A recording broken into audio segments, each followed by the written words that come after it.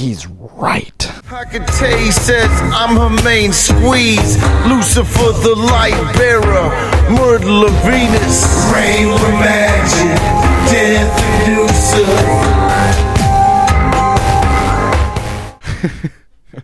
I'm sorry, I had to do it. That one was for the viewers of Lady Babylon. Hope you don't mind, Chewy and Teddy Bass. Today, I have something pretty special for you guys. Boo! It's the next day. I realized last night I was way too tired to present this information to you guys. So, now let's go. So what I'm bringing to you, ladies and gentlemen of Satanic Congregation, because let's be honest, that's who's watching this video. The information that I'm going to be presenting to you today is a real death inducer that is available to the Mediterranean and Near East. Not just available, but very easy to make. This isn't something that you would have to go through any crazy process to make. There is a total of 3 ingredients and 1 antidote. And not only am I going to be bringing you sources through Galen, Dioscorides, and Homer, but I'm going to be bringing you real scientific fact on how these substances work. These are well documented not only in antiquity, but in modern day. These plants that I am talking about are precisely what you saw in the intro. That's why I presented it how I did.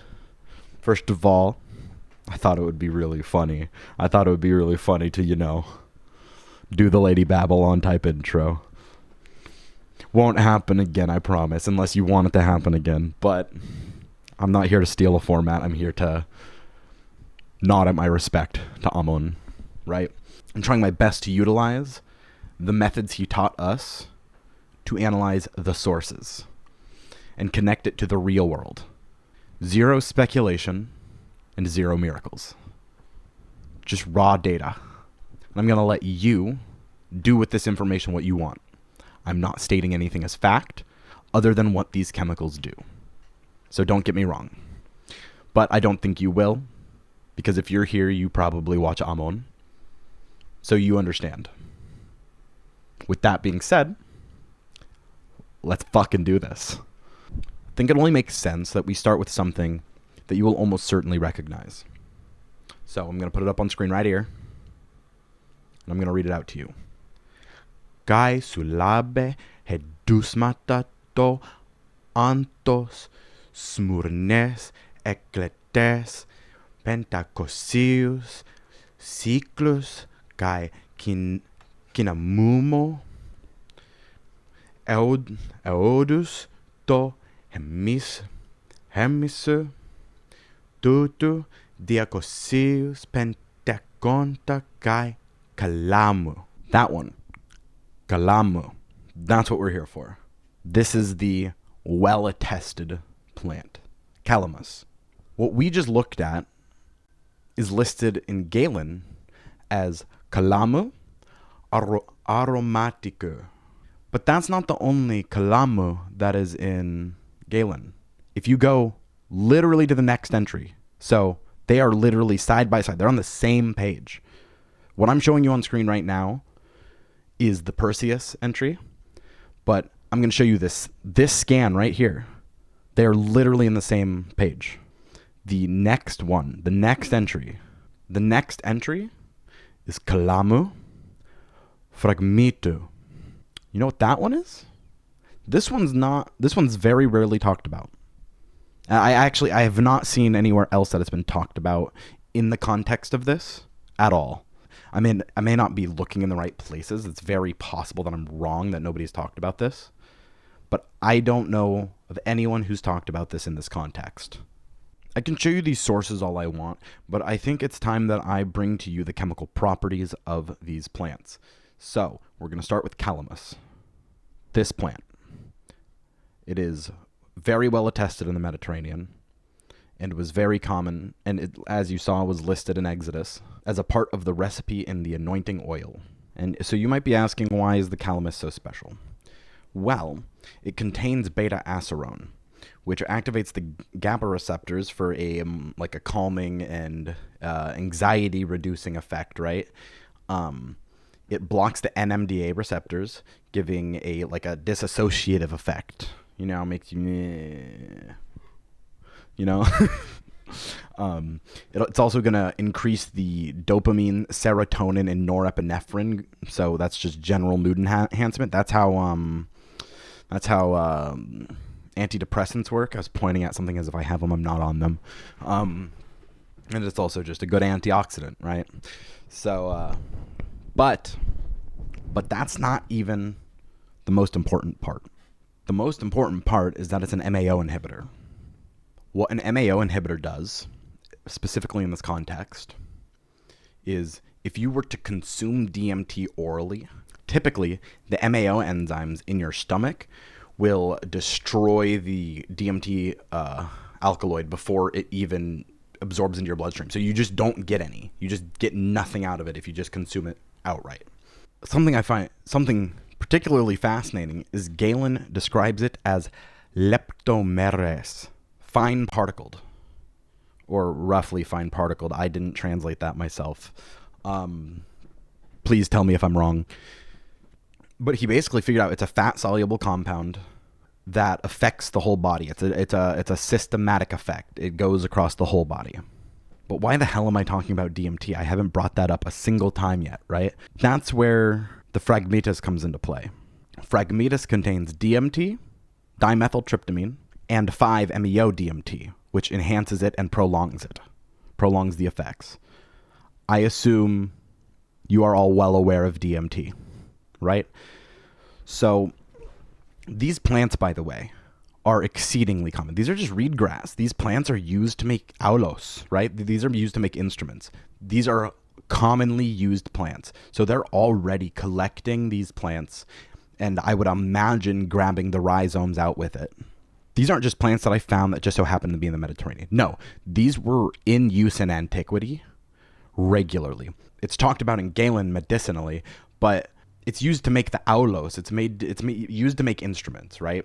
So these are being collected regularly for various purposes. They're used to make pens, even for the scribes to write biblion. Typically, you find the Phragmites in more swampy areas or along rivers. The way that they would have made this in antiquity is by soaking the rhizome of the calamus and the Phragmites in olive oil while heating it, right? This would leach out the alkaloids from the reeds, from the rhizome of the Phragmites, and it would leach out the beta-acerone and the alpha-acerone out of the calamus. This literally creates a Mediterranean ayahuasca, right? Obviously, it's not related to ayahuasca. It's the exact same process. We know this works because it's used elsewhere in the world. This is a well-attested process. People have even extracted DMT out of Phragmites australis before and used it. You can find trip reports online. But where does the death inducer part come in, right? Oh, sorry. I dropped my controller. So where does the death inducer come into play? Well, there is another plant that is exceedingly common, even more common, and I might even argue used much more in antiquity. And that is Arundo donax. Now, Galen doesn't mention this, but if we take a bit of a turn here and check out our boy Dioscorides, he mentions it. Where are we? Here, I'll read it out really quick. Para, potamois, fuomenos. It's a delta and a sigma right next to each other. What the hell? Kai donax kaletai. Kaletai. Right? So right there. Donax kaletai. I don't know what the kaletai is, but donax. That's donax. But as you can see, it's in a list of things related to reed plants, and donax is the giant reed plant. It's what's used to make, reeds for clarinets, instruments. It's used to make the aulos as well. The Phragmites also was used for that, right? So it's right there. It's right there with the fucking calamus and the phragmites, which phragmites isn't mentioned here. Actually, I'm a fucking idiot. I'm a liar. I'm a flim-flammer. Look at that. It says it right there. It says phragmites, one line down. I just noticed that. So phragmites is mentioned by fucking Dioscorides as well. I just found that. That's incredible. Okay. Oh, that threw me off. That threw me off so hard. I was just looking at it, making sure it says it right there. Kai heteros phragmites. Kai heteros phragmites. What? Sick. Okay, so after that, I had to regain my bearings a little bit. So we're talking about Arundodonax now. Because Arundodonax, this is the key to the death inducer. So, if we're going to talk about the primary psychoactive alkaloids that reside within Arundodonax that get leached out by the olive oil extraction process, right? So you have N,N-dimethyltryptamine. That's the one that you hear about people smoking, having the 15-minute trips, the ones that it's very quickly active. It's go, you're going, you're fucking gone, right? Then you have 5-MeO-DMT, 5-methoxy-dimethyltryptamine. That's the one that lasts a long time. That's the one that's primary in ayahuasca.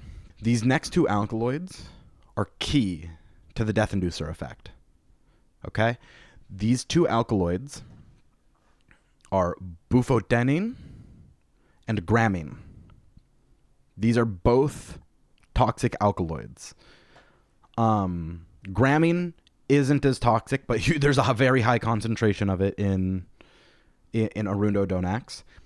And bufotenidine is very toxic. This causes a curare mimetic effect, which is a neuromuscular blockade. In other words, paralysis. It's a uterine stimulant. The bufotenidine also has dihydrobufotenidine, which in other places it's only known elsewhere as toad venom. This is found in, I believe, Sapo. If that might be the frog I'm thinking of. There's a Hamilton's Pharmacopoeia episode all about it. So something very important to mention here is if you're looking at the quantity of bufotenine and DMT in Arundodonax in the US, you're going to find a very low concentration. But ones over in Europe and the Middle East are very high in these alkaloids. So it's very location dependent. So alongside causing this curare mimetic effect, the paralysis effect, you also run into hypertension. You know, your veins, your blood vessels are not having a good time. And gramine tends to raise your blood pressure, right? All of these things in combination that's how you die. That's how you die. That's a very quick way to die. The effects of these toxic alkaloids have a tendency to kick in before the psychoactive effects. However, if you're, say, applying it to the eyes or like to an open wound on the forehead through a bandage, right? If you're doing that, it's going pretty much straight to the bloodstream, to very sensitive locations. So you're probably, I say probably, this is one area of speculation because I've not done DMT. I don't know how quick it would get into your bloodstream and how quick it affects you through the bloodstream this way. But I imagine having it go straight into the bloodstream, NN-DMT, the one that you smoke that gets you instantly fucked up, right? I imagine having that straight to the bloodstream is going to have the same effect as smoking it, right? You're gone. That's going to be my only bit of speculation. If I speculated anywhere else and that I'm unaware of in this video, please tell me. That's not my goal here at all. Now, if you're thinking in context of what we've heard about the death inducer and other various like related ritual processes, right? this would not be unlikely to be added to wine, right? Used within these mystery rites. But having the alternative of the Phragmites gives you potential for this being used in symposia, right? Where it's not necessary, you're not necessarily going for a death, rebirth, that type of thing. In the more general rituals or celebrations, you can have that experience without it killing you. However, this leads us to the most important part of this whole thing. The part that makes this all possible. Because right now, I've told you the death inducer. I've told you how they can kill themselves by having a drug, right? What we haven't gone over yet is the antidote. We happen to know that the ancient Mediterranean culture and the Near Eastern culture had access to an antidote for the toxic alkaloids that reside within Arundodonax. Specifically, Galanthus nivalis, snowdrop. Snowdrop contains galantamine. It's a potent acetylcholinesterase inhibitor. I hope I said that word right. That's a hard word. But this can reverse the curare mimetic effects of bufotenidine, which is the primary toxic alkaloid in Arundodonax. This would stop the paralytic process. So I'm going to walk you through the chemical process that is the Arundodonax mixture and then the administration of the antidote. So when you take the Arundodonax, whether that be drinking or Christing, the bufotenidine from the Arundodonax blocks the acetylcholine receptors at the neuromuscular junction, which causes the curare mimetic effect, which is the paralysis, which is going to affect your respiratory muscles, which means you're just going to die by asphyxiation, right? So it's not like it's doing some crazy shit to you. It's just stopping you from breathing. The snowdrop, the antidote, the galamine within that inhibits the acetylcholinesterase. I'm going to stop trying to say that word, okay? I think we're okay with that. The acetylcholine accumulates. High levels of acetylcholine will compete with the bufotenidine, which will slowly restore your neuromuscular function and breathing resumes. This is the same as the modern treatment for curare poisoning. It's the same mechanism for reversal of neuromuscular blocking drugs and surgery, treatment of organophosphate poisoning, and treatment of nerve gas exposure. I'm reading this all off of a paper I wrote down. This isn't just off the top of my head. I'm not that smart. Geographically, where it appears is generally in all over Europe, Greece, Italy, the Mediterranean regions of Turkey, Caucasus Mountains, and the Middle East, right? And it's typically found within the woodlands, meadows. It blooms in late winter and spring and emerges through the snow, which is why it's called snowdrop, right?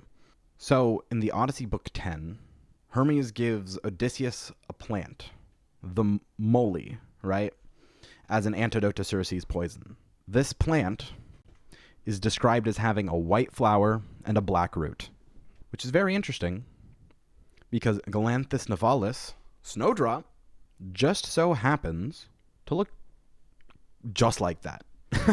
And we happen to know that within Eastern European folk medicine that it's used for neuralgia, paralysis, muscle weakness, tremors, memory problems, so on, a handful of things. So with all that put together, we have the full death inducer and antidote.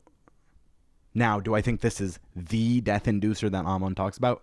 Not necessarily, but I do think it's a great contender, and I do think it could absolutely have been used for that process in some rite at some point. These plants are exceedingly common. They were very good at extracting things using olive oil at the time. That was just their thing in the Mediterranean. That was, especially Greece. That's their thing, right? Yeah, tell me what you think. I'm very interested. because this is just stuff. This is from my research. I'm not a professional, so like I don't know Greek very well. I'm going through Amen U, so I will get there. I will get there. I will never stop. This is my life now. I don't really know how to end this. It's been a little all over the place because this is my first time ever trying to communicate something like this. So bear with me in this video, please. I just really I had to get this out and see what other people think. And I know. I can't wait to see your guys' response. I'll see you next time, and Karette Musai.